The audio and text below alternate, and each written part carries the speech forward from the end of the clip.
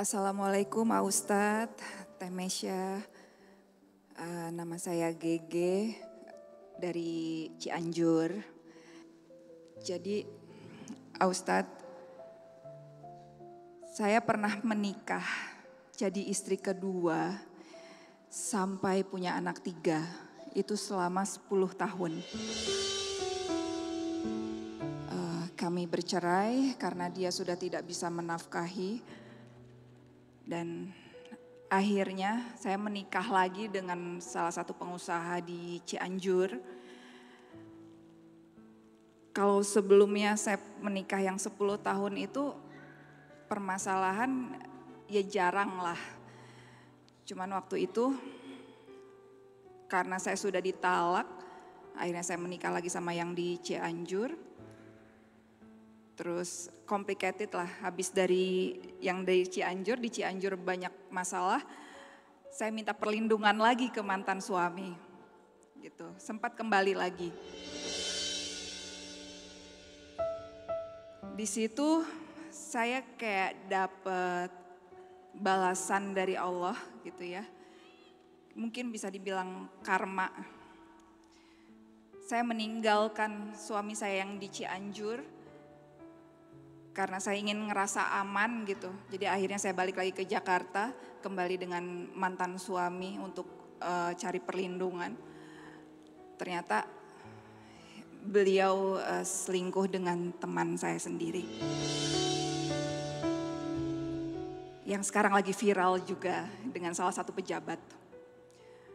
Setelah itu permasalahan saya viral, akhirnya saya dapat KDRT. Dan suami saya yang di Cianjur, balik lagi saya ke Cianjur. Gitu. Jadi kalau bolak-balik dekok lah, gitu. Alhamdulillah 3 tahun rumah tangga sama yang di Cianjur itu sudah dikaruniai anak. Yang sebelumnya yang rumah tangga 10 tahun itu 3 anak, dan rumah tangga yang 3 tahun ini 1 anak sudah berumur 7 bulan. Tapi proses kembalinya itu nggak mudah, Ustadz. Setelah 3 bulan saya terlantarkan dalam keadaan hamil. Diterlantarkan sampai melahirkan, dia masih cuek. Pokoknya semenjak dia jadi promotor musik. Setelah itu dia mengusir anak-anak yang saya bawa, anak sambungnya. Anak aku kan 4. Aku harus dipisahin sama anak aku 3 dari hasil pernikahan yang sebelumnya. Aku gak bisa lihat tumbuh kembang mereka selama 1 tahun karena mereka diusir sama suami baru aku. Dari bulan Maret kemarin akhirnya saya mutusin untuk pisah rumah. Dia tinggal di Cianjur, aku tinggal di Cipanas. Setelah itu aku kos di Jakarta, kerja lagi di Jakarta. Selama 4 bulan itu aku kembali, dan suami aku yang di Cianjur minta aku kembali lagi. Dan dia kayak menyesali kesalahan dia yang dulu-dulu. Tapi aku udah mati rasa.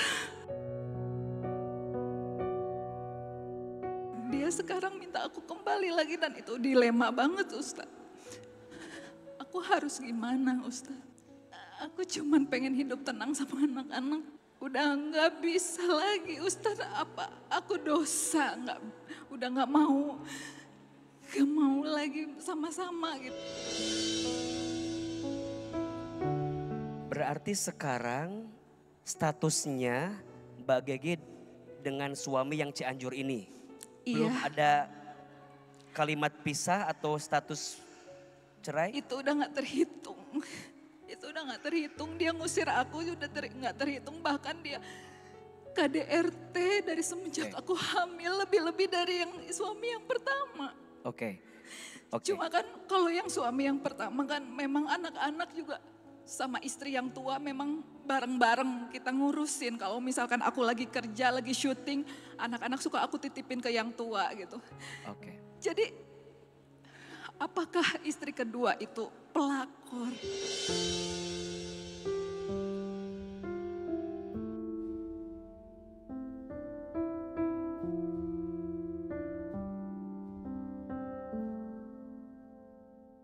Bunda, ini pelajaran untuk kita tentang memilah dan memilih langkah dalam hidup. Pertama, Ahilman ingin ingatkan dulu tentang makna dan tujuan pernikahan. Mohon maaf, pernikahan itu bukan hanya tentang merubah status dari sendiri jadi berdua, bukan. Pernikahan itu bukan tentang hanya aku mencintaimu, kamu mencintaiku, bukan. Tapi pernikahan itu tentang perjalanan panjang untuk bisa mendapatkan keberkahan. Maka mohon maaf, jangan terlalu mudah untuk menyimpulkan sesuatu, apalagi memilih seseorang yang akan menjadi pendamping kita dalam hidup. Kita berumah tangga bukan 1 hari. Kita berumah tangga bukan untuk 1 bulan. Tapi kita berumah tangga ingin hidup bersamanya. Bahkan bukan hanya di dunia, tapi mudah-mudahan hidup bersamanya sampai ke surganya Allah Subhanahu wa ta'ala. Maka tolong belajar untuk menahan ego, menahan nafsu. Jangan mudah menyerahkan hati kepada seseorang yang belum tentu akan mengantarkan kita pada kebaikan. Izin ya. Jadi kalau Mbak Gege nanya, apakah salah jadi istri yang kedua? Tidak salah, tapi tidak mudah. Butuh ilmunya, butuh hati yang lapang, butuh iman yang kuat.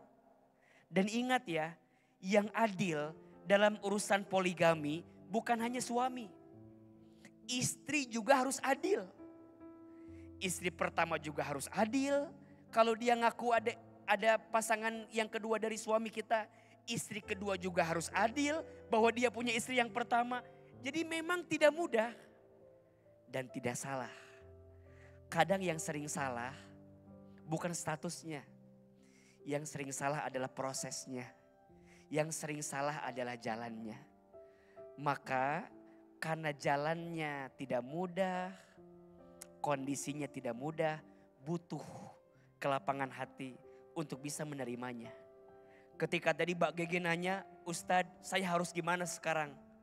Perbaiki hubungan sama Allah. Yang melembutkan hati suamimu Allah. Yang menguatkan hati anak-anakmu Allah. Yang mengecewakanmu manusia. Kenapa yang ditinggalkan Allah? Yang bikin kita marah manusia. Kenapa yang harus kita tinggalkan Allah? Jangan meninggalkan Allah setelah engkau sakit hati karena manusia. Justru setelah engkau dikecewakan oleh manusia, maka segera itulah engkau kembali kepada Allah yang menggenggam hatimu sebagai manusia. Maka saya selalu menyampaikan, jangan menjadikan perpisahan atau perceraian sebagai pilihan utama dari sesuatu yang ada di rumah tangga. Setelah semuanya sulit, susah, maka silahkan. Bercerai itu dibenci Allah walaupun diperbolehkan. Mudah-mudahan kita bisa lebih menjaga hati. Mbak Gege jangan patah dengan semua keadaan yang ada. Percayalah, ini adalah skenario Allah yang dititipkan kepada kita. Semoga ke depan bisa memilih yang terbaik dalam hidup. Dan pemirsa Trans TV yang sedang diuji dengan ujian yang berat, semoga hadirnya kajian hati bisa melapangkan hati dan bisa jadi jawaban atas semua luka hati yang pernah kita rasakan. Insya Allah. Ternyata jadi yang kedua itu harus banyak sabarnya, banyak ngalahnya dari segi waktu. Ya soal adil, tidak ada manusia yang sempurna. Nah, sebelumnya juga aku minta maaf sama keluarga suami, keluargaku juga yang ya mungkin terzolimi karena tingkah laku aku, tersakiti karena tutur kata aku, terus sama yang pertama juga, yang istri-istri yang pertama, aku juga minta maaf. Tapi berkat kajian ini sih, aku bisa curhatin semua keluh kesah aku selama itu ke orang yang tepat. Jadi udah agak lega.